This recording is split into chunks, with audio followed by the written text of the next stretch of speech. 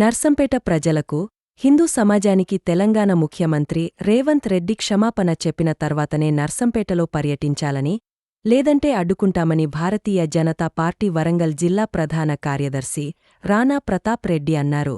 తెలంగాణ రాష్ట్ర ముఖ్యమంత్రులు గౌరవనీయులు రేవంత్ రెడ్డి గారు వారి పర్యటనను అనౌన్స్ చేయడం జరిగింది. లోకల్ ఎమ్మెల్యే గారు మరి గత 2 సంవత్సరాల క్రితం ఇచ్చి అధికారంలోకి వచ్చిన కాంగ్రెస్ ప్రభుత్వం మరియు వారి యొక్క ముఖ్యమంత్రి గారు రేవంత్ రెడ్డి గారు 2 సంవత్సరాల తర్వాత మరి నర్సంపేట నియోజకవర్గ ప్రజలను గుర్తు తెచ్చుకోవడం చాలా సంతోషంగా ఉంది.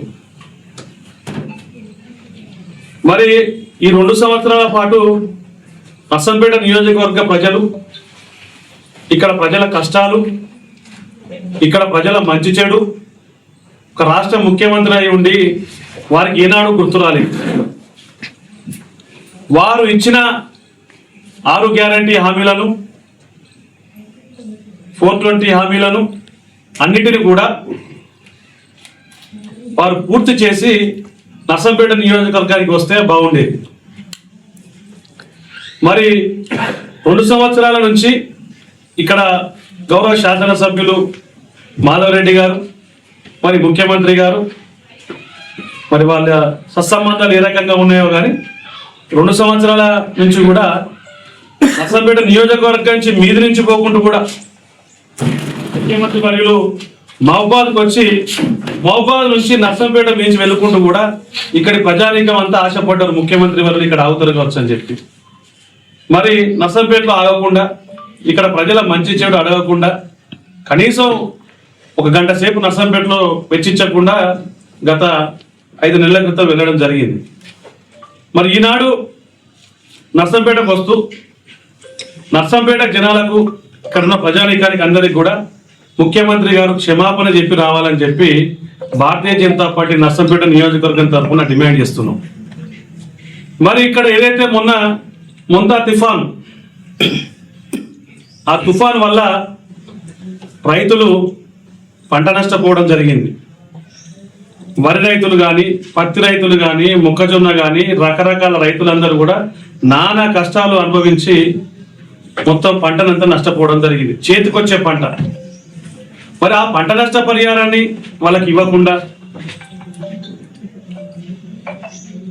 వాళ్ళకి అవి రిలీజ్ చేయకుండా, మరి అవి చేసి వస్తే బాగుండేదని చెప్పి కూడా డిమాండ్ చేస్తాను. పంట నష్ట పరిహారం డబ్బులు కూడా రైతులకు రిలీజ్ చేసి నర్సంపేటకు రండి. మరి ఇంకొక ముఖ్యమైన విషయం, నిన్న గౌరవ ముఖ్యమంత్రి గారు రేవంత్ రెడ్డి గారు హిందూ దేవుళ్ళ గురించి ఎక్కడో మీటింగ్లను, ఎక్కడ మన హాల్లో మాట్లాడుకుంటూ అనుచితమైన వ్యాఖ్యలు, హిందూ సాంప్రదాయాల గురించి, హిందూ దేవుళ్ళ గురించి అసందర్భ ప్రేలాపన. వీళ్ళకో దేవుడు ఉంటాడు, వాళ్ళకో దేవుడు ఉంటాడు, ఎంత 300 కోట్ల 30 కోట్ల దేవుళ్ళు ఉంటారని చెప్పి అసందర్భ ప్రేలాపన రేవంత్ రెడ్డి గారిది. ఈ సందర్భంగా నర్సంపేట నియోజకవర్గం నుంచి ప్రతి హిందూ బాంధవుని కుటుంబం నుంచి ఒక హిందువుగా, ఒక హిందూ బిడ్డగా ఈనాడు రేవంత్ రెడ్డి గారు పూర్తి యావత్ తెలంగాణలో ఉన్న, మరి దేశంలో ఉన్న హిందూ సమాజానికి మొత్తం క్షమాపణ చెప్పి నర్సంపేట నియోజకవర్గానికి రావాలి.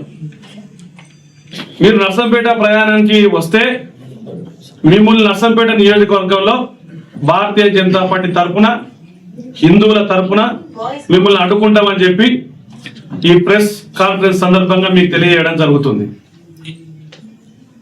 మీరు రండి, కాకపోతే క్షమాపణ చెప్పి రండి హిందూ సమాజానికి, నర్సంపేట ప్రజానీకానికి. మీరు వచ్చి డెవలప్మెంట్ కార్యక్రమాలు చేస్తా అంటే మిమ్మల్ని అడ్డుకునేంత ఇది కాదు, కాకపోతే మీరు క్షమాపణ చెప్పి రండి సమాజానికి. మీరు క్షమాపణ చెప్పి రాకుంటే మీ పర్యటనను భారతీయ జనతా పార్టీ నర్సంపేట నియోజకవర్గం అడ్డుకుంటది. ధన్యవాదాలు.